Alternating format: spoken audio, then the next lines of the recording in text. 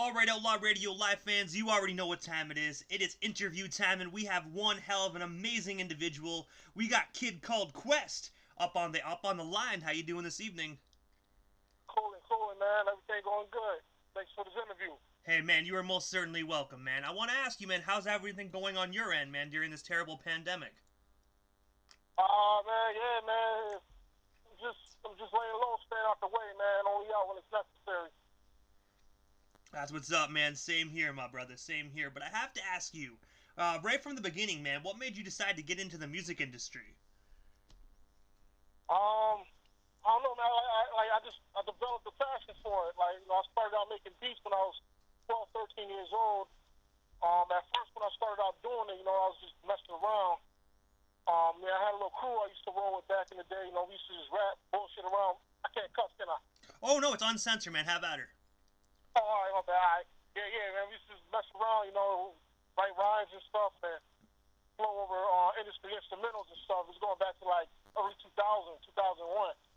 Then I eventually got to a point where I started rapping over industry instrumentals. So, I always had the interest in trying to make beats. And one day, my older brother, he had a Casio keyboard stand in the basement and wasn't doing nothing with it. And, I got home from school one day and just started messing around with it. Started catching on, getting the hang of laying down melodies and stuff. And, from there, that's where it all started at. And also, man, you were known as J Quest as well, but now you're called Kid called Quest. I want to ask you, well, what's up with the name change? Like, what made you decide to change your name? The name change came about when I found out that there was another dude going by the name J Quest. Because the only J Quest I knew of was the kid from Boston. His name was Johnny Quest, but he used to call himself J Quest for short. But there was this other dude named J Quest that was going by the name, and he was doing a bunch of stuff, and people was getting us mixed up, and stuff that he was doing was kind of reflecting on me because people thought I was him, and one thing led to another. So then I got fed up, and I was like, you know what, man, it's time for me to do something different. So I said, let me change my name. So that's when I came up with the idea. I had to keep this question in there because everybody knew me by that. But I was like, you know what, I'm gonna drop the J, and I'm just gonna add Kid, make it Kid called Quest, and that's how that came about. It was kind of harsh at first because a lot of people was getting the name mixed up with Tribe Called Quest and all that stuff, But I knew, once I started putting out stuff and people get familiar with the name Kid Called Quest, people will get over that. That's true, man, and I don't blame you for changing the name there as well, man, because you don't want someone to get someone else's work conflicted with yours, man. So I think that was the right decision, and I think Kid Called Quest fits you perfectly. Thanks, man. And also, man, you have produced for tons of different artists. For instance, Big Pooh of Little Brother. I have to ask you, what made you decide to actually get into producing, and how did you get connected with Big Pooh? I got into producing. I started. I really started taking it more serious when I got introduced to Sanford and everything. So I was like, you know what? I really want to continue this on. Starting to get better at it. I'm getting the hang of it. And my man Divine, he taught me he actually taught me how to use the MPC 2000. So once I learned how to operate that machine and everything, I started just digging for records, finding samples, and constantly carrying on with it. And later on down the road, about maybe 6-7 years later, this like 2003, but about 6 years later, I started I put out my first actual instrumental project, which was titled J Quest Verse Ninth Wonder, and the response that I got from it, that motivated me more to keep going and going. And later on, a couple years after that, I was like, you know what, I want to fall back from the instrumental project, so I want to start doing my own compilation albums. And once I started doing that, I was having fun doing that, making beats and all that, getting them the artists and all that. And I reached out to Big Pooh.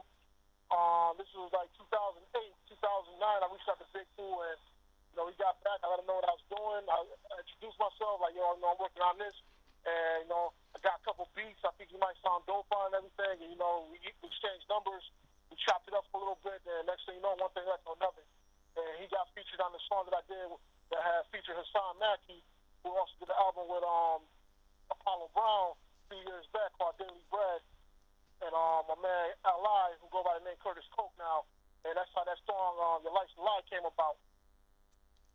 And when you brought up the SP 1200, man, you know what I mean? Not a lot of individuals have, like, not a lot of the new industry cats have really had the opportunity to work with such a heavy piece of machinery like that.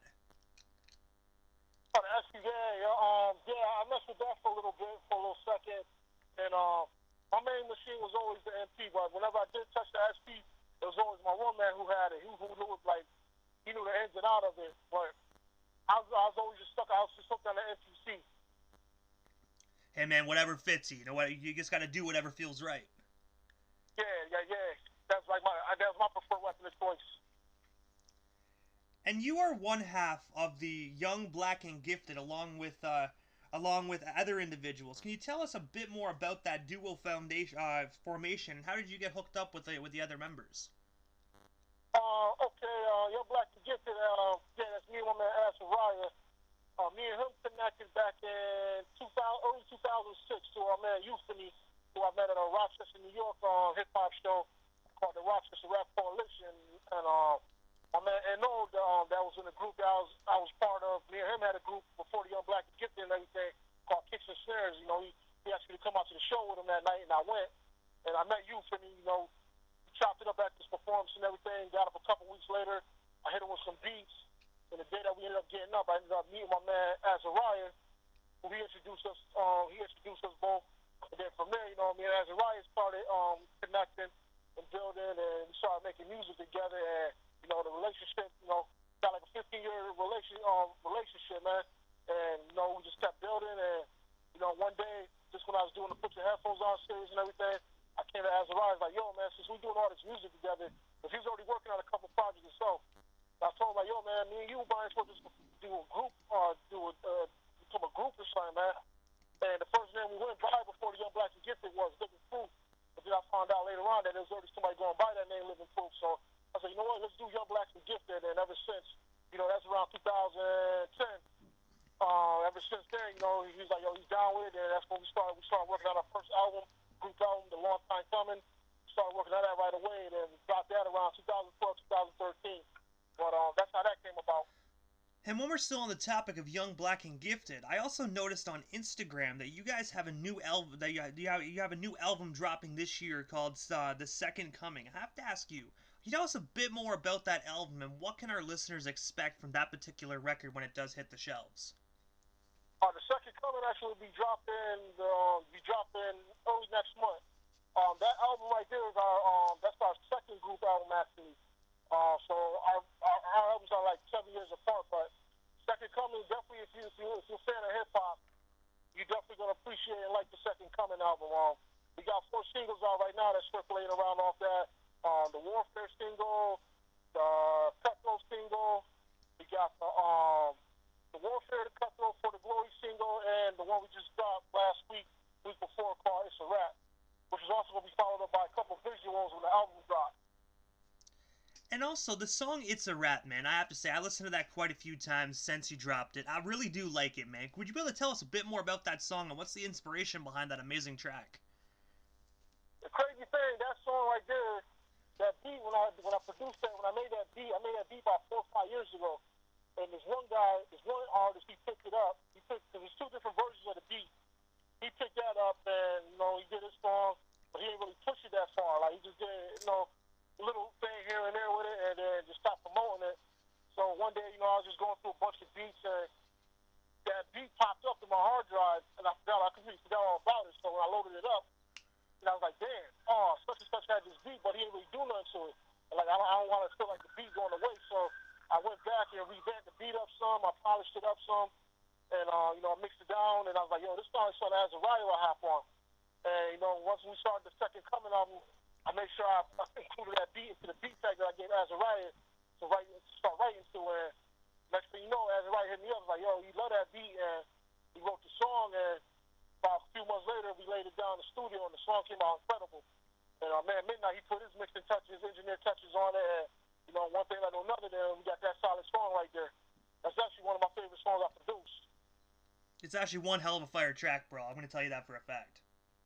Yeah, came out real good. So, I'm going to take it back a couple years here, man, but in 2011, you released the album Put Your Headphones On. I have to ask you, what's the story behind that amazing record?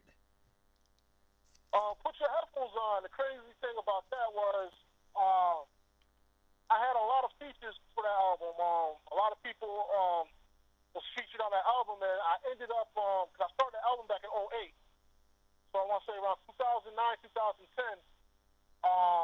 My engineer, his computer crashed, and his hard drive fried, so he ended Oof. up losing the whole album, almost like the whole album. Might as well say the whole album.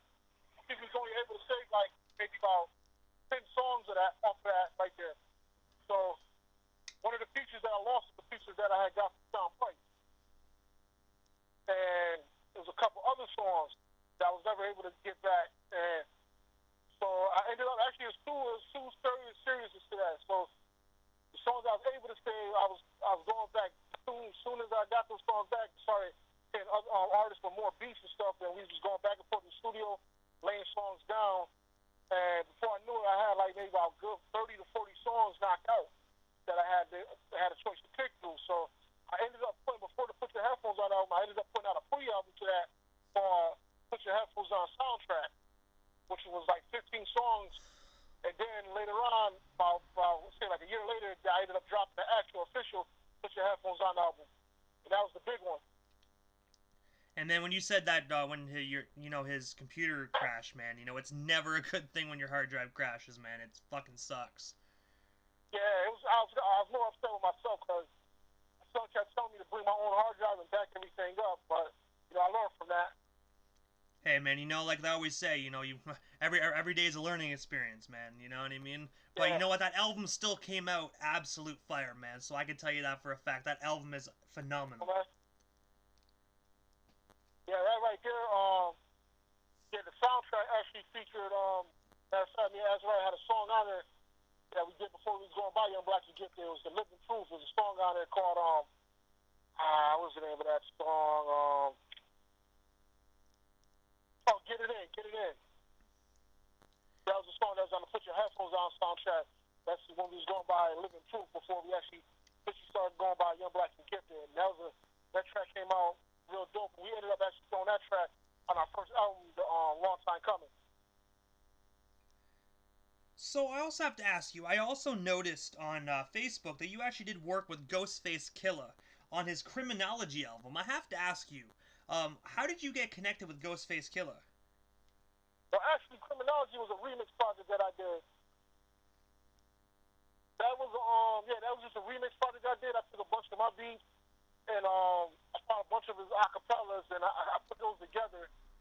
And I get a lot of people liked that project. It was just something that I just put together because I was bored. And I was like, no, let me just throw this out there, see the response is. And a lot of people when they first seen the cover, cause I had somebody make my man Wahid Illusion. He made the cover to it, and the way he did the cover, a lot of people thought it was an actual official project, but it was just a remix project with official beats that like all my original work that I just shot the acapellas over. But that's pretty much how that came. I had like a little idea concept, and with the movie clips and all that in between and everything. But yeah, that's how that came about. So did Ghostface Killah? Did he actually catch wind of it and actually give you praise or anything? Like, did he ever reach out to you after that project dropped? Nah. I mean, I'm not sure. I don't know if he heard it. I don't know if they ever heard it or not. But I know a couple people. I know. I believe Trice Diesel heard that. That's how I kind of got connected with Trice Diesel. So I believe he probably heard it. So I know. I mean, if he heard it, it's a 50-50 chance. Ghost probably did hear it, but I'm not sure if it goes. I'm not sure. I'm not 100% sure if he actually checked it out or not. And also, man, October of last year, you released the album Beats into Pounds. Can you tell us a bit more about that album, and also where can our listeners buy or stream themselves a copy of that record? Oh yeah, Beats by the Pound. That was just an little instrumental project I shot together. Just a bunch of beats that I had sitting in the hard drive. So some of the stuff was released and some of the stuff wasn't. But yeah, they can check that out. That should be on all the streaming platforms: Spotify, iTunes. So I have to ask you, kid, what's next for you, man? What is next for the legendary Kid Called Quest? I got a couple projects in the works that I'm working on. The Second Coming's getting ready to drop next month. I just started my first official instrumental album, so hopefully that'll be coming soon. And the plan is just to keep working, man, just keep dropping music, man, and getting as many people as I possibly can familiar with me, Young Black and Gifted. Azariah, get everybody familiar with us. And especially during this pandemic, man, you have a lot of people have so much time just to be able to be in the lab. You know what I mean? If you work from home, man, you know what I mean. You're in heaven. You can just make a whole bunch of tunes and everything. Since we all have to be inside, unfortunately. Oh yeah. I was telling a lot of people, man, like right now is the perfect time to be making music and putting it out because people have no choice really right now but to stay home and listen to music. So why not get it out there, get people familiar with your stuff. So when this is all over, you'll be ready to do the next steps and everything, and people already be familiar with your music and everything. That's most definitely true, man. And I do want to ask you this before we wrap this up, man. You have done amazing work within the music industry since the early 2000s. There's a lot of individuals today that are really trying to make it and surpass all that like mumble crap, and they really want to make a name for themselves. Real hip hop. What's some great advice you can give some of these up and coming artists that really do want to make it within the music industry? Just work hard, man, and push your music to the max. Like get it to as many people as you possibly can, and just grind it out, man. Man, a lot of people put out music and put it out, probably promote it for a couple of weeks, man, and that's that. You don't hear no more about it, and you really gotta push it to the floor and stretch out your projects and just keep feeding it to people and let people digest the music and everything too. So just really taking your show on the road and getting it familiar in other markets and everything. So, Quest, this is the time in the interview that I give a chance for the individual that comes on the station. Just a chance to give shout-outs to whomever they want to give shout-outs to. And, of course, your social media handles. Just that way our listeners can give you a follow if they're not already doing so. Okay, yeah. You can follow me on Instagram at Kid Called Quest, YDG. And you can follow me on the other page, Kid Called Quest. And you can follow the Young Black and Gifted 585 Instagram page. You want to check out some music, you can go to kidcallquest.bandcamp.com, and you can go to youngblackandgifted.bandcamp.com. You can type my name in on Instagram, Spotify, Kid Called Quest, it's KIDDCALEDQUEST, and we got music up on there on the streaming platforms. Who else, man? You can follow me on Twitter, Kid Called Quest, Facebook, type in Kid Called Quest, that'll come up. I'd like to give a shout out to everybody that's doing their thing with this music. Shout out to DJ Chris G. Shout out to my brother DJ Sight. Shout out to my man Azariah. Shout out to my man Jay Hustle. Also, there's another artist that is a Young Black and Gifted affiliate named Jay Hustle. He just dropped the album back in November called Reflections, the Story of My Lifetime, fully produced by me. You can check that out on streaming platforms, Spotify, Twitter, Tidal, the Bandcamps and all that too. Who else, man? Shout out to all the blogs that's been supporting Young Black and Gifted. Shout out to my man DJ Immortal for this opportunity. Shout out to everybody, man. Hey, man, you are most certainly welcome, and thank you so much for coming up on Outlaw Radio Live, man. You can't have a real hip-hop radio station without Kid Called Quest. It would be a crime, man. Appreciate you, man. You are most certainly welcome, man. You have yourself a wonderful night, and most definitely stay safe out there. You too, my man. Have yourself a wonderful night, man. Peace. All right, peace out.